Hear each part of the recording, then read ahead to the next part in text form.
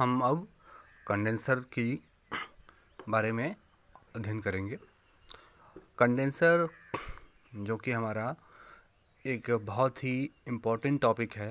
Vapour absorption system, vapour, या ये कह दें कि हमारे ये चाहे वेपर कंप्रेशन सिस्टम हो, सारे सिस्टम में ये हमारा बहुत ही इम्पोर्टेंट सिस्टम है और इसका रोल बहुत ज़्यादा रहता है। पूरे रेफ्रिजरेशन में और एयर कंडीशनिंग में कंडेंसर का बहुत ज़्यादा ही बड़ा रोल है। तो कंडेंसर क्या होता है, कैसे काम करता है, क्या काम करता है, इसके बारे में हम एक एक करके जानेंगे। सबसे पहला जो है, कंडेंसर एक इम्पॉर्टेंट उपकरण है जो प्रशीतन निकाय के हाई प्रेशर साइड में लगा होता है। अब हाई प्रेशर साइड और लो प्रेशर साइड क्या होती है, इसको समझने के लिए अगर बात की जाए तो जो एक पाइप है, जो एक रेफ्रिजरेशन को ले जाने वाला जो है, रेफ्रिजरेंट को ले जाने वाली पाइप है जो कंप्रेसर से आगे जा रही है, उसको हम हाई प्रेशर साइड कहते हैं। ऐसा इसलिए कह रहे हैं क्योंकि कंप्रेसर जो हमारा है वो रेफ्रिजरेंट का प्रेशर बढ़ा देता है, उसके बाद उसको सप्लाई करता है और ये बढ़ा हुआ प्रेशर एक्सपेंशन वाल्व तक रहता है। एक्सपेंशन वाल्व तक जो हमारा है साइड, उधर कंप्रेसर से लेकर एक्सपेंशन वाल्व तक, इसको हम हाई प्रेशर साइड कहते हैं। इस साइड में हमारा रेफ्रिजरेंट जो है हाई प्रेशर पर रहता है।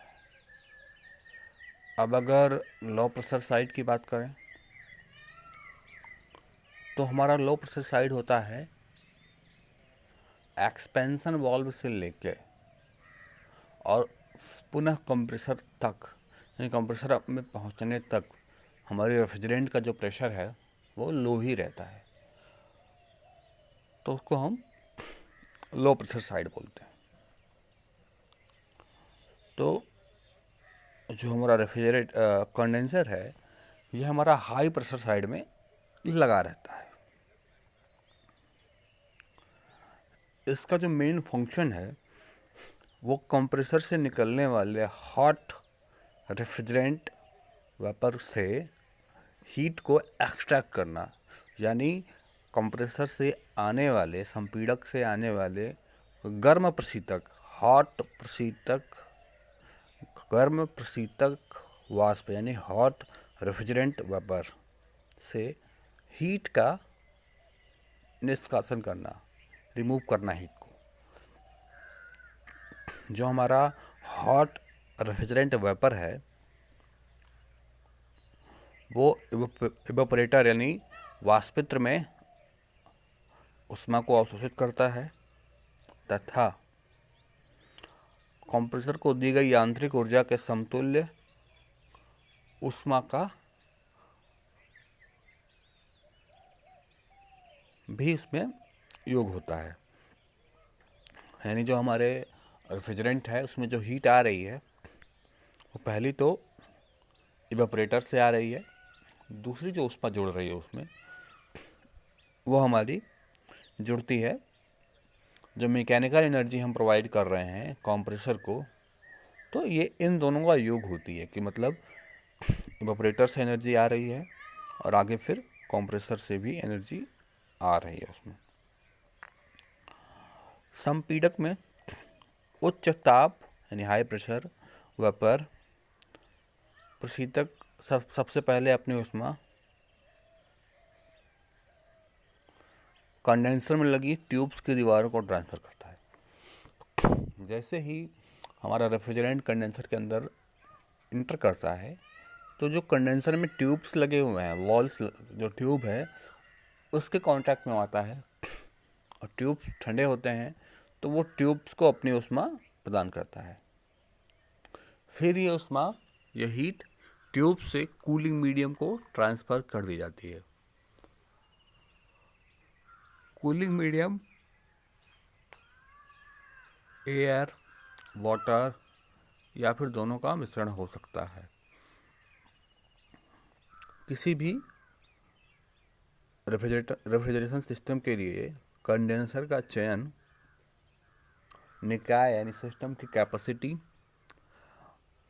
उपयोग में लाए जाने वाले प्रशीतक का प्रकार यानी किस टाइप का रेफ्रिजरेंट यूज किया जा रहा है, व अवेलेबल कूलिंग मीडियम यानी अगर हम इसको पूरा समझें तो किसी प्रशीतन निकाय के लिए संघनित्र का चयन निकाय की क्षमता यानी निकाय की कैपेसिटी, सिस्टम की कैपेसिटी, उपयोग में लाए जाने वाले प्रशीतक के प्रकार यानी जो डिफरेंट टाइप के रेफ्रिजरेंट्स हैं उस पे भी हमारे कंडेंसर का चयन जो है वो डिपेंड करता है।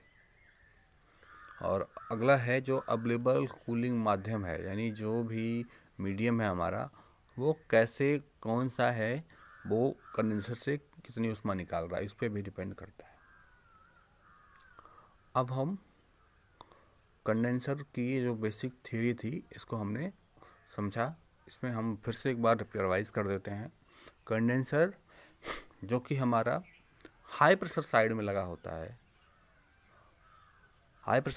होता है, ये एक्सपेंशन वाल्व से पहले लगा रहता है।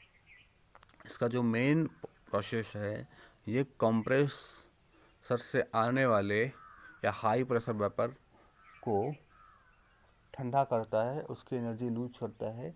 ये एनर्जी लूज होती है 3 चरणों में। पहला तो सबसे पहले हम डी सुपर हीटिंग करते हैं, उसके बाद कंडेंस किया जाता है और लास्ट में सब कूलिंग किया जाता है। तो ये 3 प्रोसेस कांस्टेंट टेम्परेचर पर होते हैं। यहाँ पे डी सुपर हीटिंग जो होता है वो सुपर हीटेड वेपर का किया जाता है। अगर हमारा कंप्रेशन के बाद हमारा जो रेफ्रिजरेंट है वो सुपर हीटेड स्टेट में है तो हम डी सुपर हीटिंग करेंगे। उसके बाद जब वो सैचुरेटेड वेपर की स्टेट में पहुंचाएंगे उसको, रेफ्रिजरेंट को सैचुरेटेड वेपर की स्टेट में पहुंचने के बाद उसको हम कंडेंसेशन करेंगे। कंडेंसेशन में हमारा जो फेज़ है रेफ्रिजरेंट का वो वेपर से लिक्विड में बदल जाएगा और फिर ये जब तक सैचुरेटेड लिक्विड नहीं बदल जाता तब तक हम इसका कंडेंसेशन करेंगे। कंडेंसेशन के बाद इसका हम फिर से सब कूलिंग करेंगे।